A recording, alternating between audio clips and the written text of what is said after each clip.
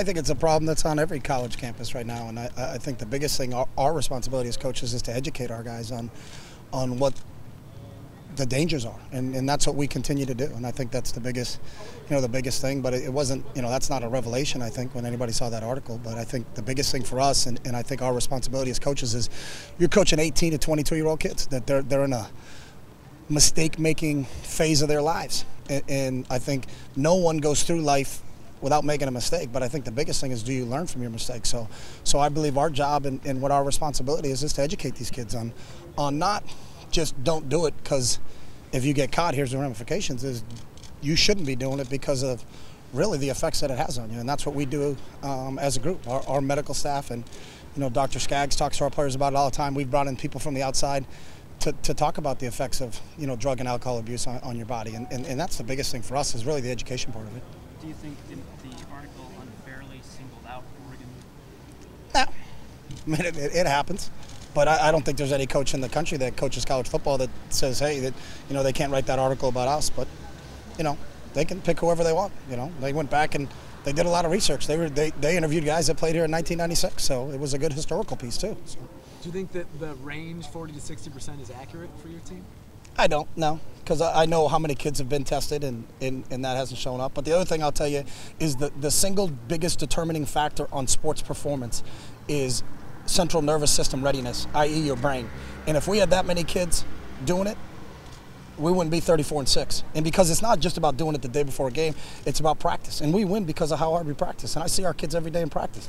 And if we saw signs of it, I haven't seen signs of that.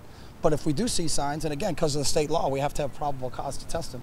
I wish we didn't have to have probable cause. If we had random, I could answer that question right now and tell you exactly what the data is. But we don't have the data because we can't test every kid in our team. But when we talk to people, and the people we brought in, again, the single determining factor in sports performance, you got a reaction time, you got to do a lot of different things, and it all starts from your brain. If we had 60% of our kids doing that, we wouldn't be 34-6 in the last 3 years and playing 3 straight BCS games. So you would like to randomly test? I'd love to, because I'd like to give everybody the answer instead of being in the dark and telling you what I think it is. But I can't tell you exactly what the number is, but I could tell you it's this, because we tested all 105, and I can tell you what our percentage is, but we can't do that. So, we deal with the rules that we got. But I think the biggest thing for us is the educational component to it, and not telling kids that don't do something because if you get caught, here's the ramifications. It's the same thing. They've got to learn from mistakes of others, but it's, to put your head in the sand and say that that's not happening on college campuses throughout the country is, that's not happening. Everybody's pretty aware of that. So you're kind of proactive on this? Do you have people come in? Yeah, we've had a lot of people come in and talk to our teams about the effects of it. I think that's part of our job. I think, our job isn't just winning games on Saturdays. Our job is making sure that our kids develop intellectually, our kids develop socially, our kids develop spiritually, as well as they develop physically. And we understand, and I've learned a lot of data over the last couple of years with people that brought in about the effects of it on your brain, and it can hurt you. The whole self-medicated, get away with it.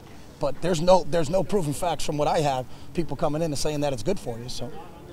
There was an article obviously described a player smoking in front of an ESPN writer. Have you or will you try to find out who that player is and discipline him? Well, we can't, because you guys never give up your sources. So I'd love to find out who it is. So if you guys can get me the name. We'll test them.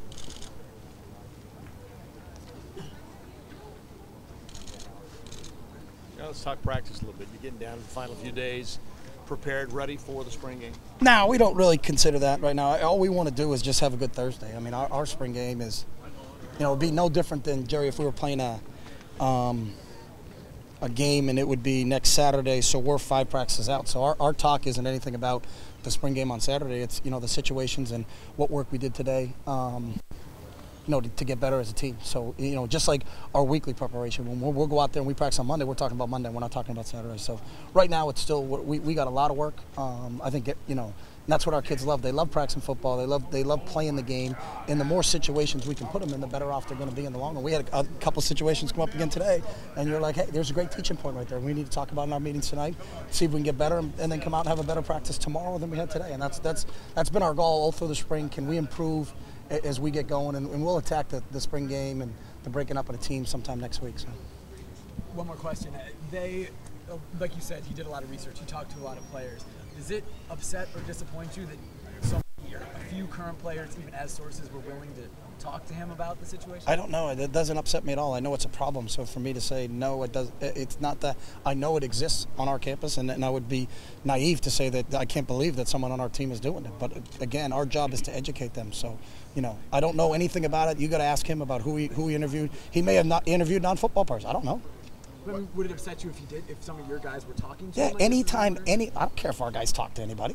That doesn't bother me. They can talk to whoever they want to talk to. It's part of being a college student. So, to answer your question bluntly, does it upset me that our guys talk to somebody? No.